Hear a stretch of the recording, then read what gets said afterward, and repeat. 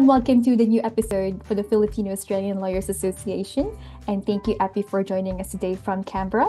Epi is a recently admitted Australian lawyer. He specializes in family law at Balance Family Law in Canberra, where he is currently based. To start off, Epi, could you share us more about your background, your school background, and also your motivations to practicing law? Yeah. For my background, actually, it's a curious case because I started actually my law school in San Beda University. I did 1 year of law school in Manila before moving over here in Australia. And then I did my Juris Doctor at the Australian National University. I did it through the pandemic, which is really interesting. And when it comes to motivation, really, as a kid, all I wanted to do was to follow in my dad's footsteps. He's a lawyer back in the Philippines.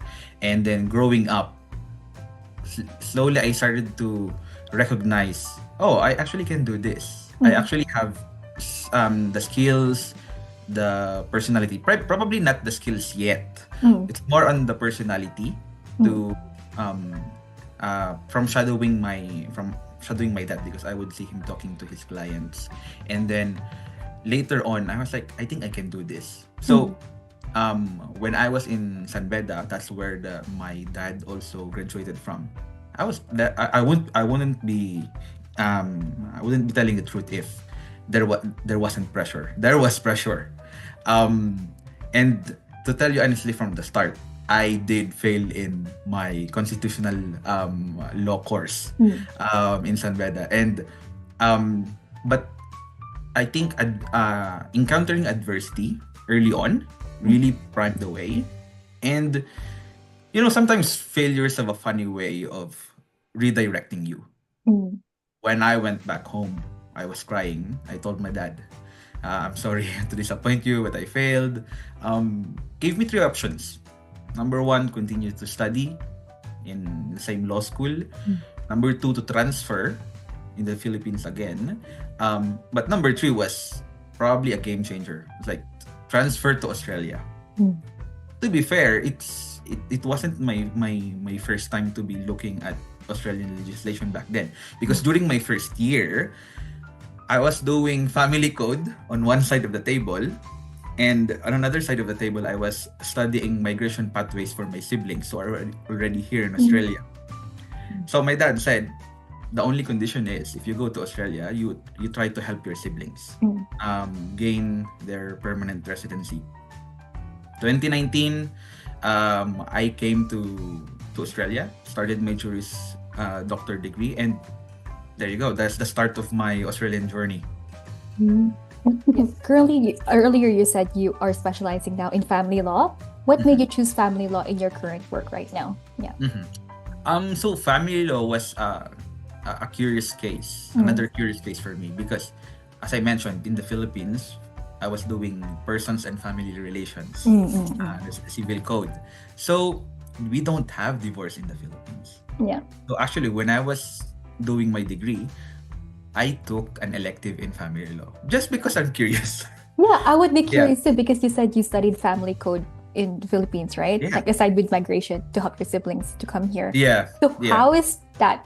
Is it established, or it's still of course it's still developing, but is the momentum in like developing the family code, also like pushing towards divorce in the Philippines? So yeah, I would be curious to know. I have an interesting story about that. Oh, go ahead. When I was in the Philippines, I was very anti-divorce, because my main view then was like, oh, why would you break up a marriage? Well, people should try and do their best to get along for their kids.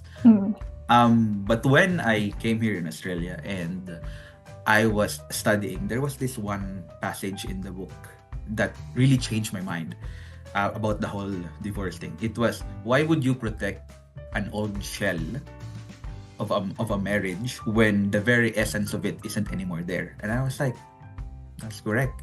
So if two parties don't anymore want, it's not anymore conducive, there are other ways to protect the child. Like here in Australia, it's always best interest of the child.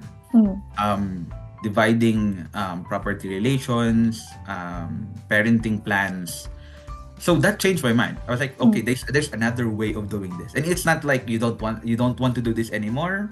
Both parties don't want to do this anymore. Then split. It's not like that. There's like a 12-month period wherein if there's any reconciliation between the parties, then they can reconcile and begin again. And that 12-month period starts again.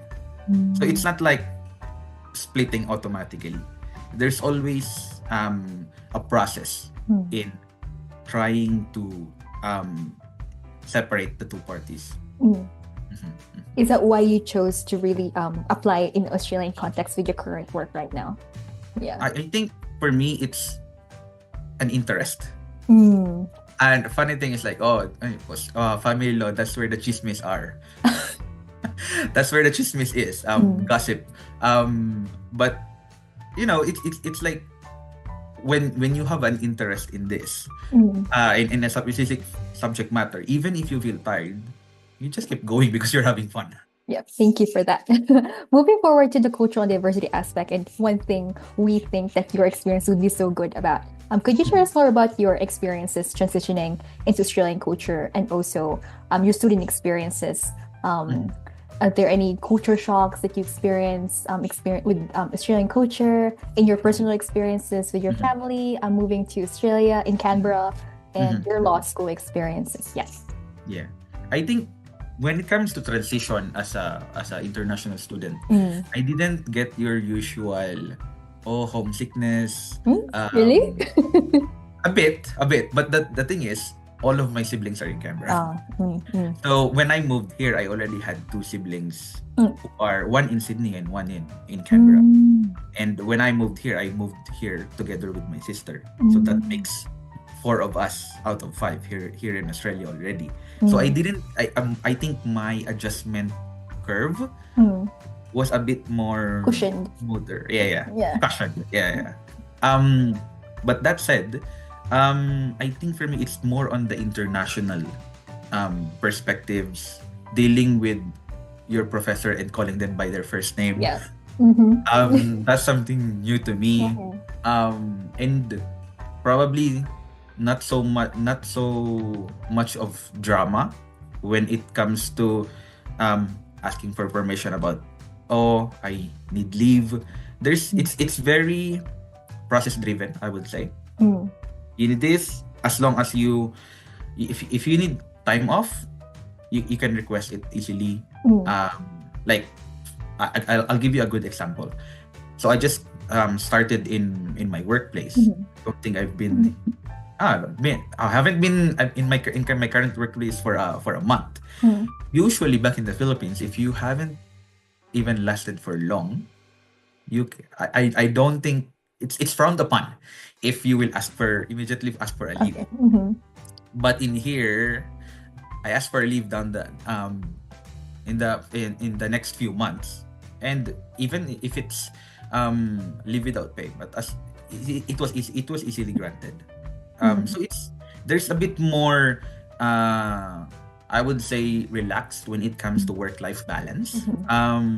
When it comes to dealing with, I think, coming from here as an international student and being exposed to different cultures, I think my degree was my first time to study overseas. Opened, I think, my mind to different perspective from different cultures. I'm curious also more about your student experiences in Canberra, because it's the first time to meet someone like a law student who studied law in interstate in Canberra. How is ANU like? Is it culturally diverse in its cohort, especially in law? Yes, I'm curious about that aspect. Yeah. ANU in general is very diverse because we would have international students coming to the campus on a scholarship. So Southeast Asia, usually Southeast Asia like Indonesia, India. Mostly they would be, I would think, public law, right? Like something government. Probably they would be encouraged. That's the Crawford School. It's Crawford School of Public Policy. So that's where the scholarship people come in. Oh, okay. Yeah. From all over Southeast Asia.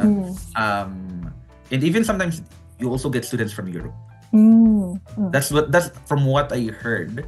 That's the main difference between, say, for example, ANU in UC. In UC, you get more domestic students, but in ANU, you get a more international cohort.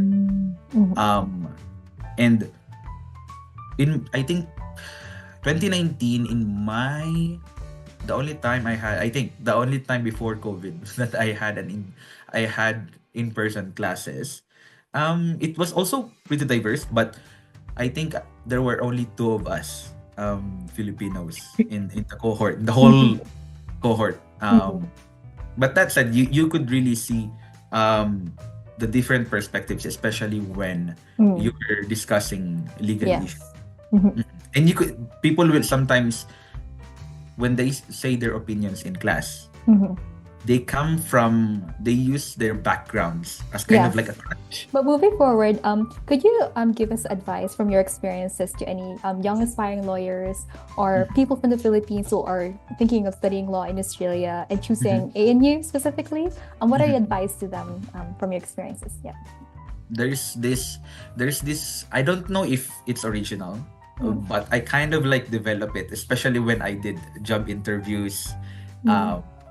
I think after my admission, the next day after my admission, I was invited to be a guest speaker at the embassy. There's this favorite quote that I came up with. It goes by, "Unshakable confidence always starts with preparation." So for those who are planning of studying law in Australia, even migrating to Australia, I would say plan out the path.